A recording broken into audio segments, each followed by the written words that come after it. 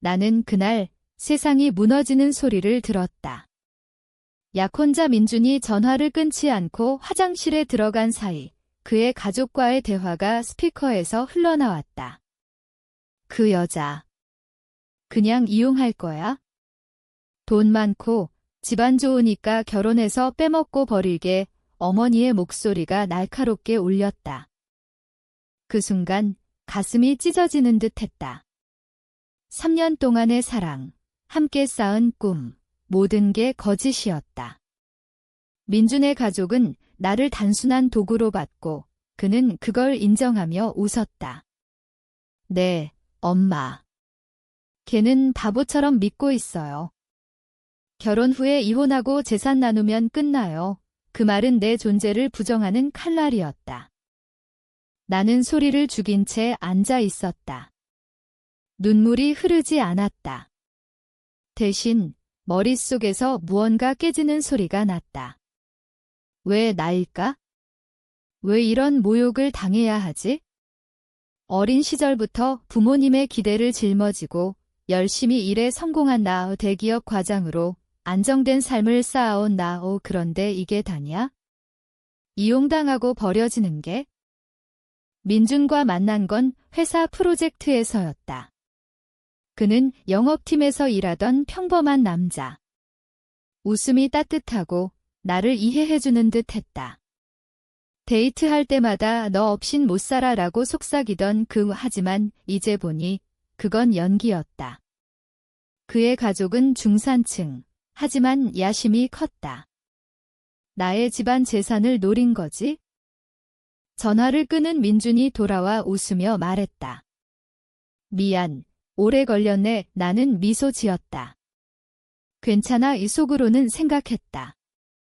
내가 나를 이용하려 했듯 나도 너를 이용할 거야. 하지만 아직 아니야. 서두르면 안 돼. 먼저 모든 걸 알아야 해. 그날 밤 잠이 오지 않았다. 머릿속에서 그 대화가 반복됐다. 바보처럼 믿고 있어요. 그 말이 가슴을 파고들었다. 나는 바보가 아니야? 오히려 그 반대지. 이제부터 관찰할 거야. 민준의 모든 행동, 가족의 움직임. 임랭 라비우카이맨 NHAT. 그들은 내가 모른다고 생각할 테니까. 다음 날 출근해서 민준을 만났다. 평소처럼 커피를 사주고 웃으며 대화를 나눴다. 하지만 눈은 그의 표정을 살폈다. 미세한 변화, 거짓말의 흔적. 오늘 저녁에 부모님 뵐까? 내가 물었다. 그는 살짝 당황한 기색을 보였다. 아, 다음에.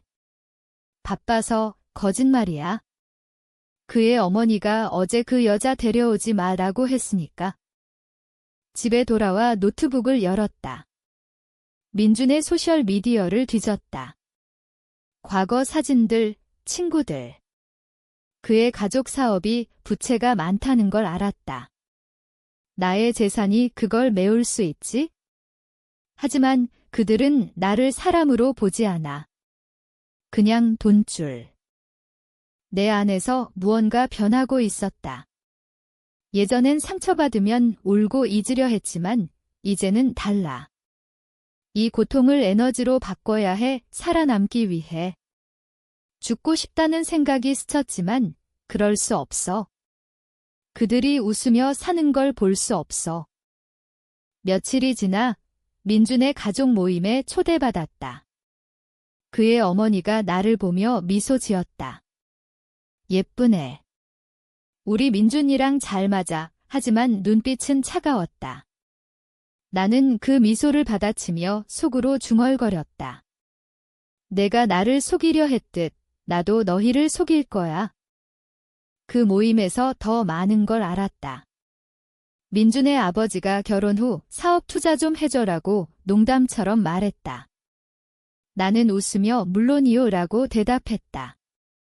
하지만 마음속으론 계획이 세워지고 있었다. 먼저 증거를 모아. 그들의 약점을 파악해. 밤에 혼자 앉아 생각했다. 왜 나일까? 내 잘못인가? 아니, 그들의 탐욕이야. 하지만 나도 완벽하지 않아. 과거에 실수한 적 있어? 사람을 너무 믿었지? 이제 그 믿음을 무기로 바꿀 때야. 민준과 데이트할 때마다 관찰했다. 그의 전화, 메시지. 몰래 봤지만 아직 증거는 부족. 인내심이 필요해. 서둘러서 망치면 안 돼. 한 달이 지났다. 나는 여전히 웃으며 그를 대했다. 하지만 속으로는 고통이 쌓였다. 밤마다 악몽을 꿨다. 그 대화가 반복되며 내 자존심이 짓밟히는 꿈 바보처럼 그 말이 나를 괴롭혔다. 결국 결정을 내렸다. 복수를 시작할 거야. 하지만 폭발적으로 아니야. 천천히 그들의 삶을 무너뜨릴 거야. 먼저 민준의 직장부터. 그는 영업팀에서 실적이 좋지만 내가 아는 비밀 거래가 있어? 내 안에서 갈등이 일었다. 이게 옳은가? 하지만 그들이 먼저 시작했어. 임랭은 더 이상 안 돼. 그건 나를 죽이는 거야. 민준의 직장 생활을 파헤치기 시작했다. 회사 내부망에 접근할 수 있는 내 위치를 이용해 그의 기록을 봤다. 불법은 아니야. 그냥 조사일 뿐. 후 그는 고객과 뒷거래를 했고 그 증거가 남아 있었다. 나는 그걸 복사했다. 아직 사용하지 않을 거야? 타이밍이 중요해. 집에서 혼자 앉아 그 파일을 바라봤다. 손이 떨렸다. 이걸로 그를 무너뜨릴 수 있지만 나도 위험해질 수 있어? 만약 들키면? 하지만 그 생각을 떨쳤다. 그들은 나를 이용하려 했어? 이제 내 차례야. 민준과 함께한 저녁 식사에서 그의 표정을 관찰했다. 요즘 일 어때? 내가 물었다. 그는 좋아, 승진할 것 같아 라고 웃었다. 거짓말. 그의 상사가 불만을 품고 있다는 걸 알았으니까? 나는 미소 지으며 축하해 라고 말했다. 속으로는 곧 끝날 거야 라고 중얼거렸다. 내 심리가 변하고 있었다. 예전엔 사람을 믿고 싶었지만 이제는 의심이 기본.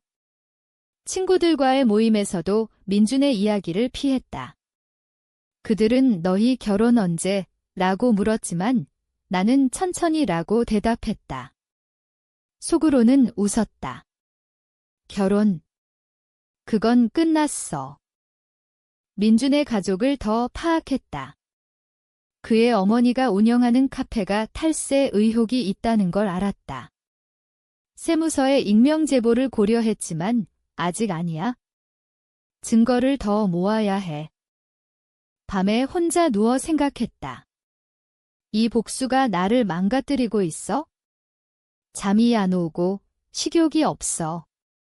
하지만 멈출 수 없어. 그 대화가 떠오를 때마다 분노가 솟아. 이용할 거야. 그 말이 나를 앞으로 밀어. 2달째 민준과 관계가 이상해졌다. 그는 요즘 왜 그래? 라고 물었다. 나는 피곤해서 라고 둘러댔다. 실제로는 그의 모든 행동이 역겨웠다. 하지만 참았다. 복수는 인내의 게임이야. 그의 여동생을 만났다. 그녀는 순진해 보였지만 가족 비밀을 알고 있을지도. 대화 중 오빠가 너 사랑해 라고 말했다. 나는 웃으며 달아라고 대답했다. 하지만 속으로는 거짓말쟁이들이라고 생각했다. 내 안에 갈등이 커졌다. 복수를 하다 보면 나도 그들처럼 될까? 하지만 그건 상관없어. 이미 망가졌으니까. 살아남기 위해 해야 해. 결국 첫 번째 행동을 취했다. 민준의 상사에게 익명 메일을 보냈다. 그의 뒷거래 증거를 첨부. 다음 날 회사에서 소란이 일었다. 민준이 전화로 큰일 났어 라고 말했다. 나는 위로하며 속으로 미소 지었다. 하지만 그날 밤 후회가 밀려왔다. 이게 정말 나인가? 눈물이 흘렀다. 하지만 멈추지 않을 거야. 그들은 나를 파괴하려 했어? 민준의 가족이 반응했다. 그의 어머니가 누가 그런 거야? 라고 물었지만 나는 모르는 척했다. 이제 그들의 불안이 시작됐어. 내 심리가 더 어두워졌다. 기쁨이 아니라 공허가 느껴졌다. 하지만 계속할 거야. 다음 타겟은 그의 아버지 사업. 민준의 직장에서 징계가 내려졌다. 그는 감봉과 함께 경고를 받았다. 집에 와서 울상으로 누가 날 미워하나 봐라고 말했다. 나는 안아주며 괜찮아질 거야 라고 위로했다. 하지만 속으로는 내가 날 미워했으니까라고 생각했다. 이제 그의 가족 사업으로 눈을 돌렸다. 아버지의 건설회사가 하청업체와 문제이 많다는 걸 알았다. 안전규정 위반. 나는 관련 자료를 모았다. 세무서가 아니야. 노동부에 제보할 거야. 하지만 실행 전에 망설였다. 이게 너무 잔인한가? 그의 가족이 무너지면 민준도 무너질 텐데. 하지만 그 대화가 떠올랐다. 버릴게 나를 버리려 했어? 이제 그들이 버림받을 차례. 밤에 혼자 앉아 독백했다. 나는 왜 이렇게 됐지? 예전엔 착한 사람이었는데, 하지만 착함이 나를 보호하지 않았어. 이제 강해져야 해. 민준과 데이트 중 그의 어머니가 전화 왔다. 결혼 준비 어때? 나는 천천히요 라고 대답했다. 그녀의 목소리에 불안이 섞여 있었다. 좋았어. 제보를 했다. 익명으로 노동부에 자료를 보냈다. 일주일 후 조사팀이 회사에 왔다. 민준의 아버지가 이게 무슨 짓이야? 라고 소리쳤다는 소식을 들었다. 민준이 나에게 털어놨다. 아빠 회사에 문제 생겼어.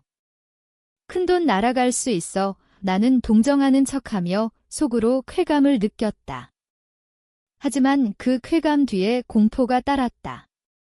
내가 괴물이 되고 있어? 내 심리가 더 복잡해졌다. 복수를 하면서도 죄책감이 들었다. 하지만 그걸 무시했다. 그들은 똑똑해. 반격할 수 있어? 조심해야 해. 민준의 여동생이 나를 찾아왔다. 언니, 오빠가 이상해. 너 때문인가? 나는 아니야 라고 부정했다. 하지만 그녀의 눈빛에 의심이 보였다. 위험해. 밤에 악몽을 꿨다.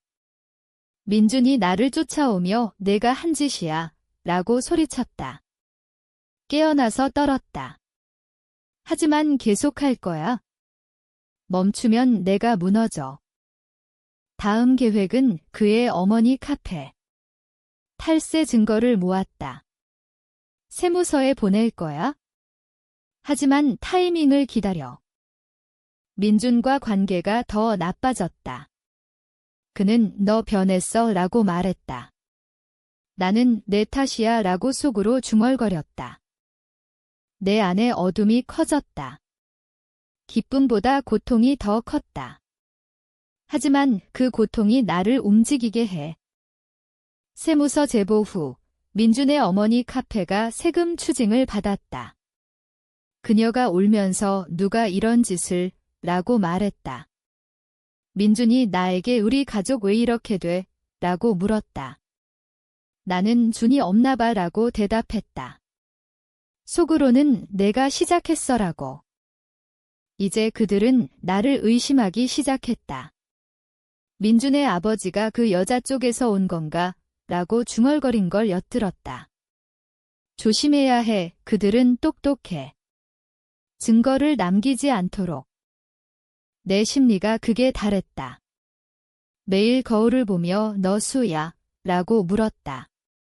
복수가 나를 변화시켰어. 예전에 나는 사라졌어. 민준과 대화 중 싸움이 났다. 그는 결혼 취소할까? 라고 말했다. 나는 마음대로 라고 차갑게 대답했다. 하지만 속으로는 자직 아니야. 더 무너뜨릴 거야. 그의 여동생이 증거를 찾으려 내 집에 왔다. 나는 미소 지으며 무슨 일이라고 물었다. 그녀가 덧니 솔직히 말해라고 하자 나는 부정했다. 하지만 긴장됐다. 밤에 혼자 울었다. 이 복수가 나를 파괴하고 있어? 친구들도 멀어졌다. 하지만 멈출 수 없어. 끝까지 가야 해. 다음 타겟은 민준 자신. 그의 비밀 연애를 알았다. 회사 동료와 바람. 증거 사진을 확보했다. 그의 가족에게 보낼 거야? 제보 후 가족이 분열됐다. 어머니가 내가 그런 짓을 라고 소리쳤다. 민준이 나에게 달려와 내가 한 거야 라고 물었다. 나는 무슨 소리 라고 시침이 뗐다. 하지만 그는 의심했다. 너 전화 들었어. 그 순간 심장이 멎는 듯 했다. 어떻게 알았지? 하지만 침착했다. 모르겠는데. 내 안에 공포가 커졌다. 이제 위험해. 하지만 후퇴 안에 마지막 일격을 준비할 거야. 민준의 모든 걸 무너뜨릴 계획. 그의 재산, 명예. 하지만 그 가격은 내 영혼이야. 민준이 나를 추궁했다. 그날 전화, 너 들었지? 나는 차갑게 웃었다. 그래, 들었어. 내 가족의 더러운 계획, 그는 창백해졌다. 미안해, 하지만. 나는 말을 끊었다. 미안. 그게 다야? 나를 이용하려 했어. 그는 무릎 꿇었지만 나는 돌아섰다. 이제 공개 복수야. 그의 가족에게 모든 증거를 보냈다. 직장, 사업, 바람. 그들은 파괴됐다. 민준의 아버지 회사가 파산 직전, 어머니 카페 문 닫음. 하지만 반격이 왔다. 민준이 나를 고소하려 했다. 스토킹과 정보 유출 은하는 변호사를 고용했다. 증거가 부족해. 그는 실패했다. 내 심리가 무너지기 시작했다. 승리했지만 공허해. 밤마다 이게 행복인가? 라고 물었다. 친구들은 나를 피했다. 가족도 걱정했다. 민준의 여동생이 찾아와 언니, 왜 이렇게? 라고 울었다. 나는 내 오빠 탓이라고 말했다. 하지만 그녀의 눈에 비친 내가 괴물처럼 보였다. 마지막 계획. 민준의 소셜에 모든 걸 폭로. 익명으로. 그의 명예가 추락했다. 그는 실직했다. 하지만 나도 상처받았다. 회사에서 소문이 돌았어. 그 여자 복수기야. 나는 무시했지만 고통스러웠다. 내 안의 어둠이 절정에 달했다. 복수가 끝나도 평화가 오지 않아. 오히려 더 아파. 모든 게 끝났다. 민준의 가족은 뿔뿔이 흩어졌다. 그는 도시를 떠났다. 나는 홀로 남아 빈집을 바라봤다. 하지만 승리의 맛은 쓰디썼다. 거울 속 나를 보며 생각했다. 이게 정말 나인가? 복수가 나를 구했나? 아니면 죽였나? 밤에 혼자 앉아 그 대화를 떠올렸다. 이제 그들은 고통받지만 나도 마찬가지야. 평화는 어디에? 마지막으로 민준에게 메시지 보냈다. 내가 시작했어. 답은 없었다. 이제 물어볼게. 복수는 정의인가 아니면 또 다른 죄악인가?